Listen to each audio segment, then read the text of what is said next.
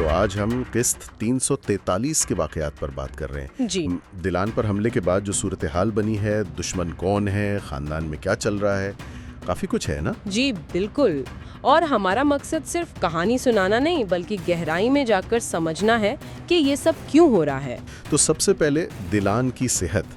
ज़ाहिर हमले के बाद सब परेशान है, खासकर बारान और दादी। हाँ, और दादी को लग रहा है दिलान अपना बिल्कुल ख्याल नहीं रख रही, और बारान तो बस चाहता है कि वो बिल्कुल मोहतात रहे।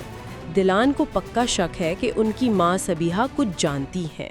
वो उनसे पूछती भी हैं कि किसने करवाया ये हमला। लेकिन सबीहा वो तो साफ मुकर गई, कहती हैं कुछ नहीं पता, खामोशी ही बेहतर है। मगर उनका अंदाज, वो घबराहट, वो साफ बता रही थी कि वो कुछ छुपा रही हैं। अच्छा, इतनी सारी टेंशन के बीच वो एक हल्की फुल्की बात भी थी, जुवेरिया और जुदत के बच्चे की। हाँ, वो जेंडर रिवील वाली रिपोर्ट।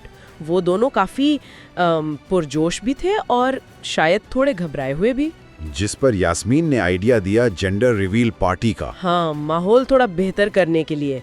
एक तरफ इतनी टेंशन, दूसरी तरफ पार्टी। खैर, जिंदगी ऐसी ही चलती है।